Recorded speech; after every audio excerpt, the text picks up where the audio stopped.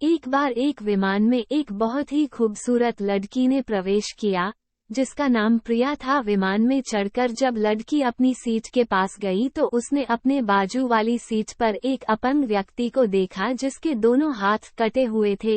लड़की को उस अपंग व्यक्ति को देखकर काफी चिढ़ हुई। उसने आवाज देकर एयर होस्टेस को बुलाया और अपनी सीट बदलने के लिए आग्रह करने लगी।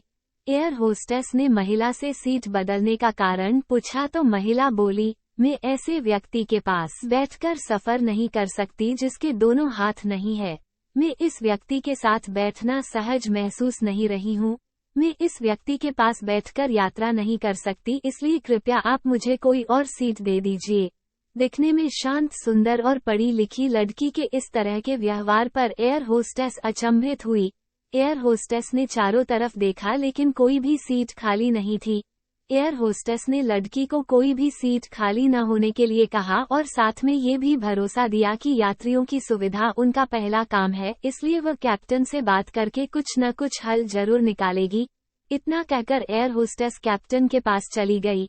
कुछ देर बाद एयर होस्टेस वापस आई और लड़की से बोली, मैडम, आपको हुई असुविधा के लिए मैं आपसे माफी चाहती हूँ, लेकिन फिलहाल इस पूरे विमान में एक ही सीट खाली है जो कि बिजनेस क्लास की है।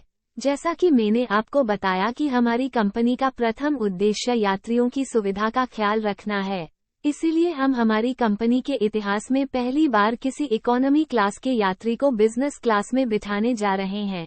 एयर होस्टेस की बात सुनकर लड़की बहुत खुश हुई और धन्यवाद कहते हुए अपनी सीट से उठने लगी। तभी एयर होस्टेस ने उस अपंग व्यक्ति की और अपने दोनों हाथ बढ़ाते हुए कहा, सर, आपको हो रही असुविधा के लिए मैं आपसे माफी चाहती हूँ, लेकिन हम आपको इकोनॉमी क्लास से बिजनेस क्लास की सीट दे रहे हैं क्योंकि हम नहीं चाहते कि आप किसी अशिष्ट इंसान के साथ यात्रा करें। एयर होस्टेस की यह बात सुनकर सभी यात्री एयर होस्टेस के इस फैसले के लिए तालियां बजाने लगे और वह सुंदर लड़की अपने इस तरह के बर्ताव पर अब नजरें नहीं उठा पा रही थी।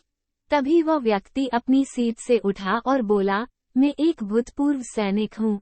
जंग में हुए एक मिशन के दौरान मैंने अपने दोनों हाथ खो दिए, लेकिन मुझे हमेशा खुद पर देश के लिए दिए इस बलिदान पर गर्व होता था।